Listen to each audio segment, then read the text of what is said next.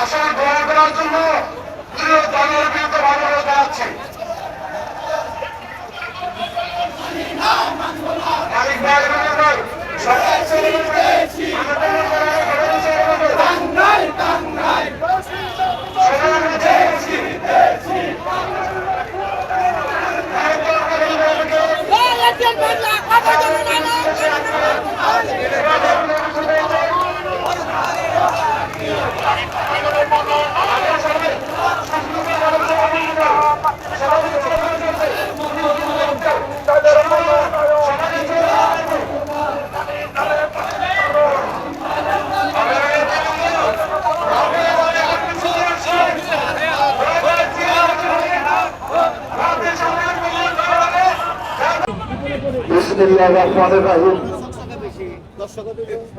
আজকে টাঙ্গাইল সদর উপজেলা বিএনপি এবং পৌর বিএনপির যৌথ উদ্যোগে আমাদের মা তুল্য নেত্রী, গণতন্ত্রের আপোষহীন নেত্রী, যিনি বাংলাদেশের 18 কোটি মানুষের অভিভাবক, যিনি বাংলাদেশকে সাম্রাজ্যবাদী আধিপত্যবাদী শক্তির হাত থেকে রক্ষা করেছেন, আমাদের সেই মাতুল্য নেত্রী বেগম খালেদা জিয়ার আশু রোগ মুক্তি কামনায়। প্রিয় ভাই আমার, আজকে আমাদের মা অসুস্থ, আমাদের এই মমতাময়ী মা খালেদা জিয়া, আমরা খালেদা জিয়াকে আমাদের আপন মায়ের পরে আমরা খালেদা জিয়াকে আমরা স্থান দিয়েছি।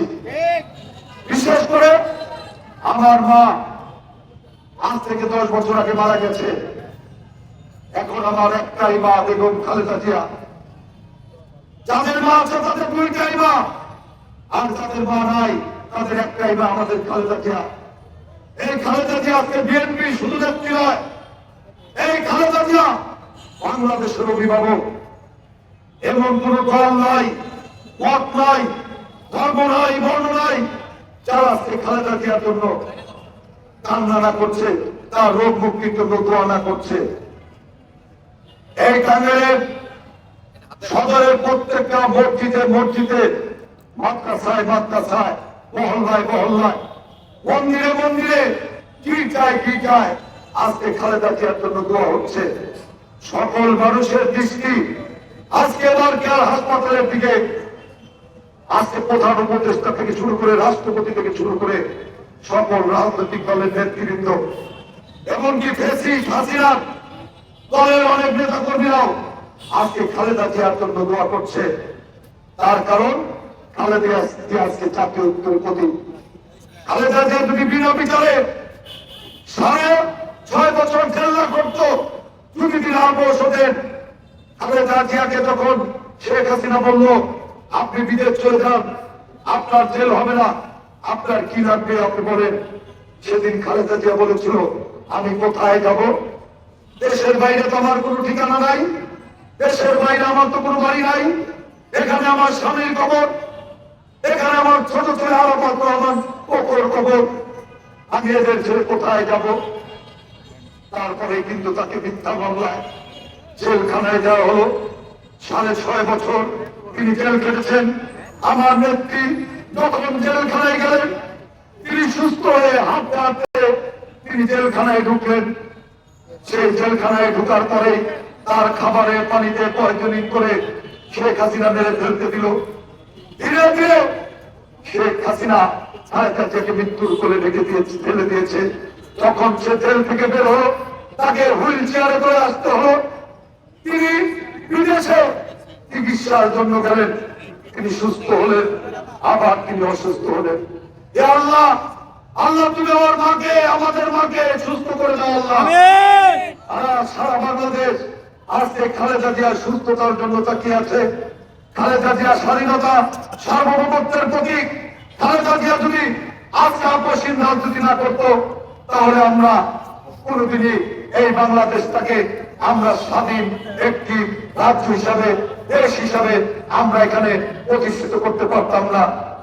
খালেদা জিয়ার দৃঢ় নেতৃত্ব, আপসহীন নেতৃত্ব, এর জন্য তার ঘর হারাতে হয়েছে, পরিবার হারাতে হয়েছে, স্বামীকে হারাতে হয়েছে, ছোট্ট ছেলে কোকোকে হারাতে হয়েছে।